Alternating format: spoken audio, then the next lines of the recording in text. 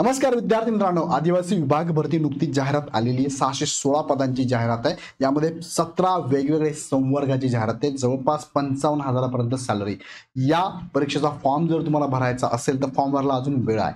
Form सुटणार आहे 12 ऑक्टोबरला। 12 ऑक्टोबरला फॉर्म सुटणार आहे। 2 नोव्हेंबरपर्यंत फॉर्म भरला वेळ आहे। या दरम्यान तुम्हाला जर या परीक्षेसाठी फॉर्म भरायचा असेल तर तुम्ही प्रत्येक विभागानुसार सुद्धा फॉर्म भरू शकता। तुम्हाला वाटलं नाशिक आहे, ठाणे आहे, अमरावती आहे आणि नागपूर विभाग पण आहे, सो तुम्हाला योग्य त्या जिल्ह्यात सुद्धा तुम्ही फॉर्म भरू शकता। त्यासाठी फॉर्म भरायला लागणारी डॉक्युमेंट कोणती आहे, ती कागदपत्रे कोणती, कुणाला लागणार आहे, नसल्यास तुम्ही फॉर्म कशातून भरू शकता, याबद्दल थोडक्यात माहिती घेणार आहे। आता हे सगळे डॉक्युमेंटची लिस्ट तुमच्या समोर ठेवली आहे। सगळ्या डॉक्युमेंटबद्दल मी तुमच्याशी बोलणार आहे। हे डॉक्युमेंट कोणाला लागतात, कधी लागतात।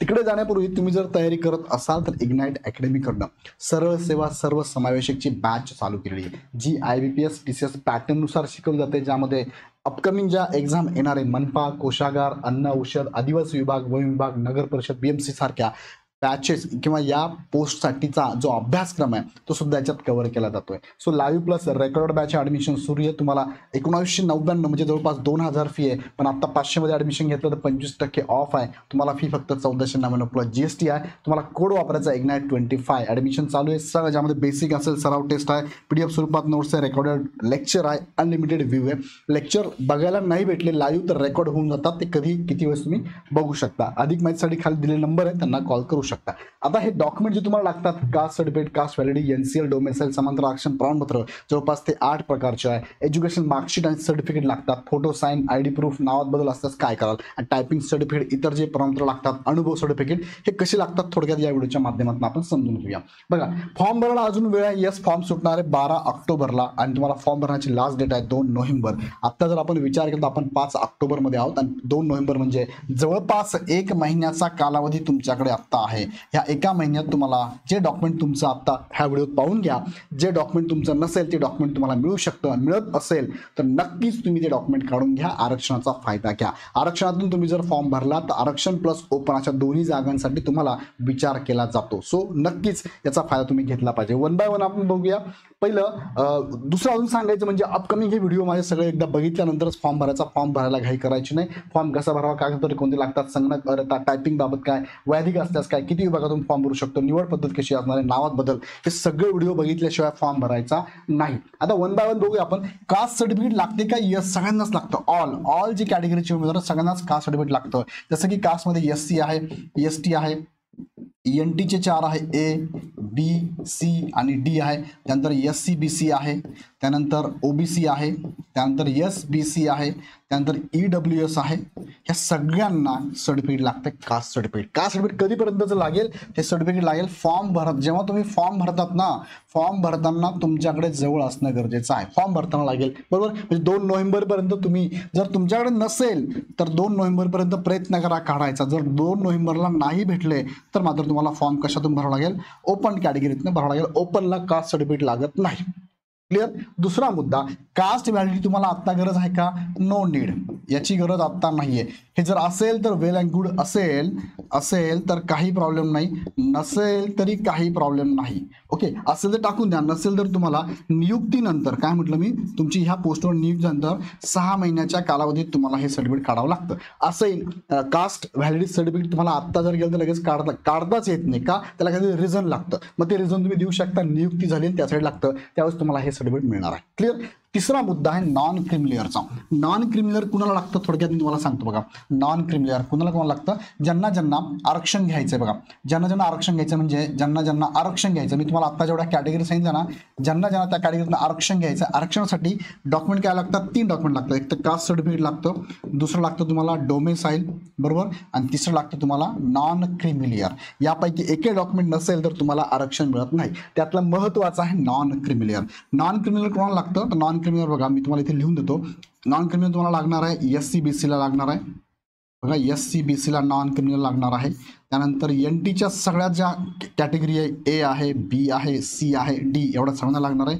SBCला पण लागणार आहे, त्यानंतर OBCला पण लागणार आहे, ह्या सगळ्यांना. आणि कोणाला लागणार नाही, यांना काय लागणार, आणि कोणाला लागणार नाही तर ते जे कॅटेगरीचे उमेदवार आहे त्यामध्ये बघा SC उमेदवाराला लागत नाही, STला लागत नाही, त्यानंतर EWSला पण लागत नाही आणि ओपनलाही लागत नाही, ह्या उमेदवारांना लागणार नाही.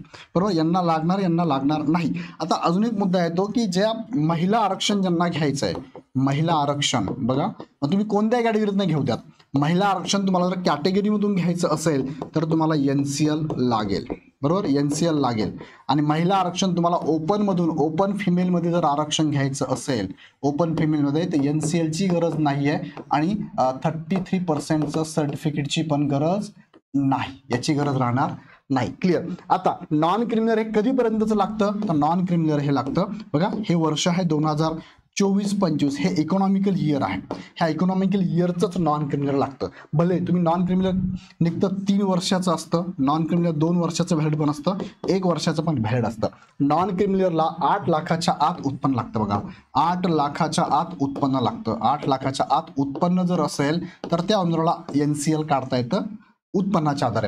नॉन क्रिमिनल हे ओपनचा विचार केला तर ओपनच्या उमेदवाराचं स्वतःचं सुद्धा काय उत्पन्न पकडले जाते. पण मात्र कॅटेगरीचा विचार केला तर कॅटेगरीमध्ये स्वतःचं उत्पन्न पकडत नाही, स्वतःचे पकडत नाही, घरच्या आई वडिलांचं उत्पन्न पकडलं जातं. ओके.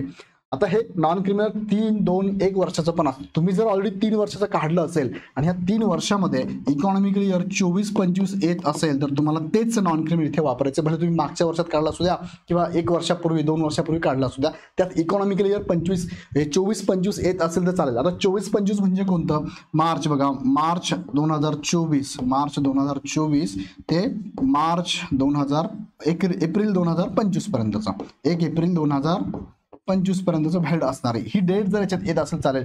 हे ते 2 वर्षाचं असेल तरी चालेल, आत्ता काढलं असेल तरी चालेल. मग ते नॉन क्रिमिनल तुम्ही इथे वापरू शकता. मात्र जुने नॉन क्रिमिनल जे असतील, ज्यामध्ये इकॉनॉमिक इयर हे येत नसेल, ते नॉन क्रिमिनल चालणार नाही.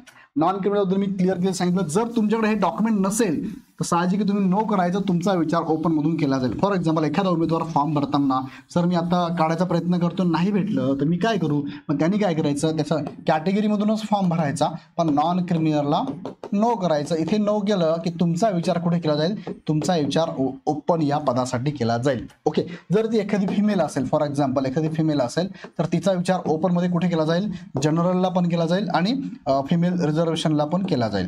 जर तो मेल कॅन्डिडेट असेल तर त्याचा विचार फक्त जनरललाच केला जाईल, लक्षात आहे.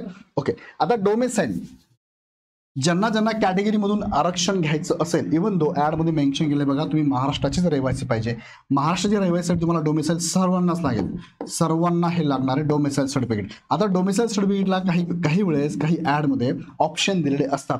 ह्या ॲडमध्ये पण तुम्हाला ऑप्शन असू शकणार आहे, फॉर्म भरताना ते कळलं आपल्याला. डोमेसाईल ऑप्शन एक तर LC लागतो, किंवा तुमचा TC लागतो, किंवा बर्थ सर्टिफिकेट लागतं, किंवा तुमचं आधार पण कधी, किंवा 10वीचं मार्कशीट सर्टिफिकेट पण काउंट केलं जातं. पण ह्या ॲडमध्ये आता दिलं त्यांनी डोमेसाईल लागेल तुम्हाला. असं फॉर्म भरताना अजून काही वेगळा ऑप्शन आला तर आपण चेक करूया, पण तुम्ही प्रयत्न करा की डोमेसाईल सर्टिफिकेट काढून ठेवा. ओके. इथपर्यंत क्लिअर झाले हे 4 डॉक्युमेंट. नंतरचं आहे पदवी अपेर विद्यार्थी इथे फॉर्म भरू शकणार आहात का. इथे बघा बऱ्याच ठिकाणी पदवी आहे, बऱ्याच ठिकाणी 10वी आहे, बऱ्याच ठिकाणी 12वी आहे, टायपिंग सर्टिफिकेट लागतं, स्टेनो सर्टिफिकेट लागतं. हे सगळे सर्टिफिकेट, ही एक्झाम कोणती आहे, सरळ सेवेची एक्झाम आहे. कोणती एक्झाम आहे, सरळ सेवा. म्हणजेच काय बरं, एक एक्झाम आणि डायरेक्ट तुमचं सिलेक्शन आहे, एक एक्झाम आणि डायरेक्ट काय तुमचं सिलेक्शन आहे. अशा एक्झामला तुम्हाला सर्टिफिकेशन किंवा डॉक्युमेंट हे लगेच लागतात. अपियर विद्यार्थी फॉर्म भरू शकत नाही. लक्षात घ्या. अपियर फॉर्म भरू शकतो का, नो, अपियर फॉर्म भरू शकत नाही, सर्टिफिकेट लागतात. SCBC EWS बाबत थोडंसं मी तुम्हाला इथे एक्सप्लेन करतो बघा. अपियर विद्यार्थी फॉर्म भरू शकते, सर्टिफिकेट तुमच्या हातात असेल तरच तुम्ही फॉर्म भरू शकता. SCBC आणि EWS असं आहे, SCBC ला नॉन क्रिमिनल लागतं बघा, नॉन क्रिमिनल लागतं. SCBC हे सर्टिफिकेट दरवर्षी काढण्याचं सर्टिफिकेट आहे, दरवर्षी काढावं लागतं. जर हे तुमच्याकडे जुनं असेल, ओल्ड SCBC असेल, SCBC ओल्ड असेल तर हे चालणार का, चालणार नाही. तुम्हाला या वर्षाचं काढावं लागेल. म्हणजे कधीचं बरं, तुम्हाला SCBC कधी चालेल, 1 एप्रिल, काय म्हणतो मी, 1 एप्रिल 2024 नंतर काढलेलं असेल, नंतरचं जर काढलेलं असेल तर ते SCBC सर्टिफिकेट तुम्ही ते वापरू शकता. जर नसेल तुमच्याकडे तर तुम्ही ओपनमधनं फॉर्म भरावा लागेल.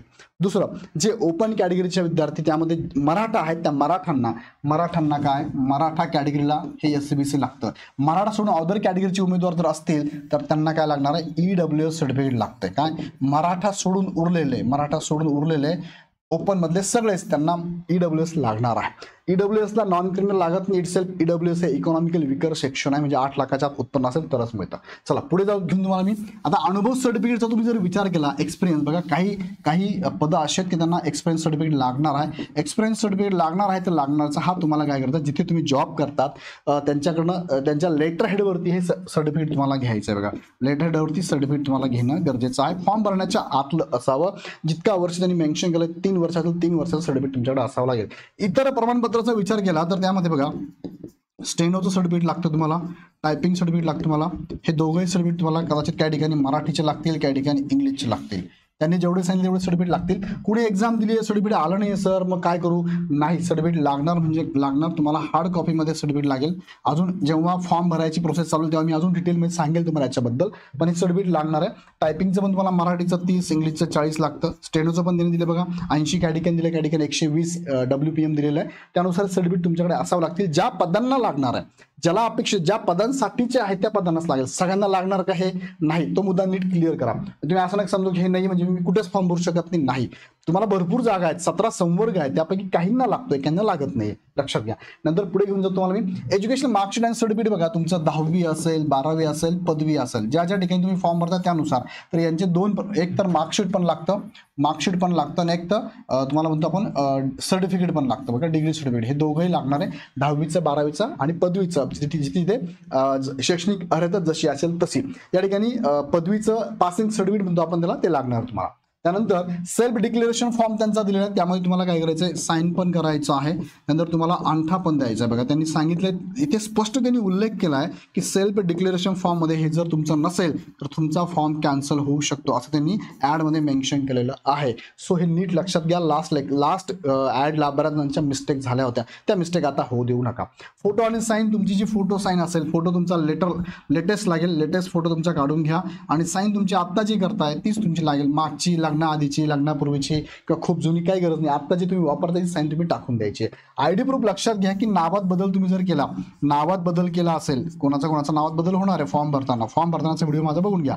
नावात बदल जर तुम्ही केला असेल तर त्या नावाचंच आयडी प्रूफ तुम्हाला लागणार. फॉर एक्झाम्पल, एखादी महिला आहे, त्या महिलेने काय केलंय, नावात बदलला येस केलं, नावात बदल तिने काय केलंय, हजबंडच्या नावाचं नाव वापरते, हजबंडच्या, फादरचं वापरत नाही, हजबंडचं वापरते. फादरच्या नावाने काय केलं त्यांनी, फॉर्म भरला होता पण ते त्यांनी नावात बदल करून हजबंडचं नाव वापरलं. मग हजबंडचं वापरलं तर तुम्हाला आयडी प्रूफ लागणार आहे. आयडी प्रूफ कोणता लागणार आहे, मग हजबंडच्या नावाचाच लागणार आहे, वडिलांच्या नावात चालणार नाही. आयडी प्रूफला ऑप्शन काय दिले त्यांनी बघा, बऱ्याच वेळेस 5 ऑप्शन येतात. एक तर आधार कार्ड असतं, पॅन कार्ड असतं, ड्रायव्हिंग लायसन्स, वोटिंग कार्ड किंवा पासपोर्ट, यापैकी तुम्हाला एक आयडी कार्ड इथे वापरायचं आहे. जर तुम्ही नावात लग्न पण झालंय पण नावात बदल तुम्हाला करायचं नाही, वडिलांच्या नावाचंच वापरायचं झालं, वापरू शकता. मग वडिलांच्या नावाचं 5 पैकी एक आयडी प्रूफ तुमच्याकडे असणं गरजेचं आहे. सो ह्या मुद्द्यावर क्लिअर झालं तुमचं आयडी प्रूफ. पुढे घेऊन जातो तुम्हाला मी, बघा हे ऑप्शन दिले आयडी प्रूफचे. नंतर 10वी 12वी ग्रॅज्युएशन सर्टिफिकेट लागणार आहे, तुम्हाला मी आत्ता सांगितलं हे पण लागणार आहे. त्यानंतर समांतर आरक्षण प्रमाणपत्र. बघा, समांतर आरक्षण तुम्ही जर बघितलं तर तुम्हाला समांतर आरक्षण जवळपास 9 प्रकारचे समांतर आरक्षण. एक महिला आरक्षण आहे, बरोबर, महिला, वुमन. दुसरं आहे प्रकल्पग्रस्त, दुसरं आहे भूकंपग्रस्त, नंतर आहे अनाथ, नंतर इथे दिव्यांग, नंतर आहे स्पोर्ट कॅटेगरीचे उमेदवार, खेळाडू, त्यानंतर माजी सैनिक आणि एक आहे अंशकालीन पदवीधर किंवा पदवीधर अंशकालीन म्हणतो आपण त्याला. ओके, 1 2 3 4 5 6 7 8 आणि अजून एक बाकी याच्यामध्ये महिला, प्रकल्पग्रस्त, भूकंपग्रस्त. हे 8 आहेत. जो जनरलचा सोडून देऊ आपण. महिलांसाठीचं, महिला आरक्षणासाठी सेपरेट काही लागतं का सर्टिफिकेट, तुम्हाला लागत नाही. पूर्वी लागत होतं नॉन क्रिमिनल, आता लागत नाही. 33% आरक्षण सर्टिफिकेट लागत होतं, आता लागत नाही. मात्र कॅटेगरीमधून महिलांना आरक्षण घ्यायचं असेल, तुम्हाला आधी सांगितलंय, कॅटेगरीमधून जर घ्यायचं असेल तुम्हाला आरक्षण, महिला आरक्षण, बरोबर, हे कोणतं आहे, ओपन महिलांसाठी लागत नाही, ओपन फिमेलला लागत नाही. मात्र कॅटेगरीमधून आरक्षण घ्यायचं असेल तुम्हाला, कसले असू द्या, ओपन फिमेल असू द्या, कॅटेगरीमधले फिमेल असू द्या, कोणते असू द्या, तर तुम्हाला 3 डॉक्युमेंट तर कंपल्सरी लागतात. कास्ट सर्टिफिकेट लागतं, डोमेसाईल लागतं आणि नॉन क्रिमिनल लागतं.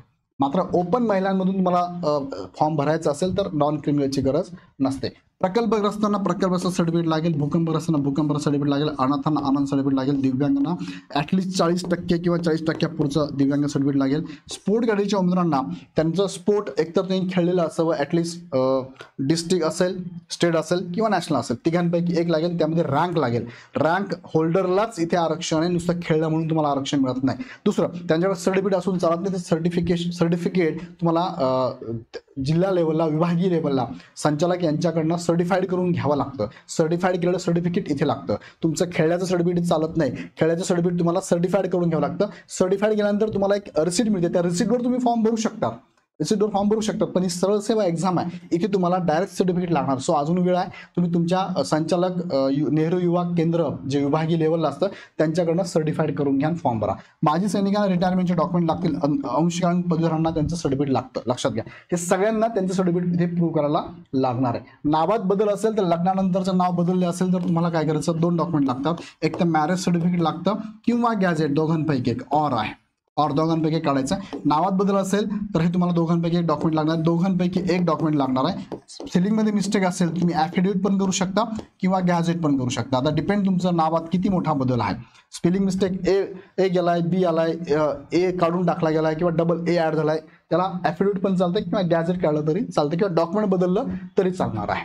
त्यानंतर अशा प्रकारे हे सगळे डॉक्युमेंट तुम्हाला आता रेडी करून ठेवायचे. डॉक्युमेंटबद्दल थोडक्यात माहिती मिळाली. याच्या व्यतिरिक्त अजून तुमची काही शंका असेल कमेंटमध्ये मला कळवा. आणि विशेष म्हणजे आता लगेच इग्नाइट अकॅडमीची ही जी बॅच आहे, सर्वसेवा सर्वसमावेशक PCS IBPS पॅटर्ननुसार लगेच जॉईन करा. याचा फायदा तुम्हाला 100% होणार. बऱ्याच मुलांनी बॅच जॉईन केलेली आहे, कारण येणाऱ्या भविष्यात जाहिराती कोणत्या आहे, मनपा आहे, लेखा कोशागार आहे, अन्न औषध आत्ता ॲड आली, आदिवासी विभाग आहे, वन विभाग आहे, नगर परिषद आहे, BMC बघा ही पण ॲड येणार आहे, ही आलेली आहे, अन्न औषध आलेली आहे, ही येणार आहे, ही येणार आहे, लेखा कोशागार मनपा ह्या ॲड येणार आहे. So live plus record batch admission चालू आहे. 1499 प्लस GST तुम्हाला आता मिळते फी. जर तुम्ही 500च्या नंतर ऍडमिशन घेतलं तर 1999 प्लस GST फी तुम्हाला लागणार. सो इथे कोड वापरायचा IGNITE25 नावाचा. यामध्ये सगळ्याच तुम्हाला फॅसिलिटी इथे अवेलेबल असणार आहे. काही शंका असेल तर डायरेक्ट तुम्ही ह्या नंबरला कॉल करू शकता किंवा इग्नाइट अकॅडमीचा ॲप डाउनलोड करून डायरेक्ट बॅच परचेस करा. तुमचे पैसे कुठे जात नाही, इग्नाइट अकॅडमी तुमच्या बरोबरच असणार आहे. सो व्हिडिओ आवडला तर लाईक करा, चॅनल सबस्क्राईब करा. अजून तुमचे काही प्रश्न असतील कमेंटमध्ये नक्की कळवा. तुर्तास थांबतो. धन्यवाद.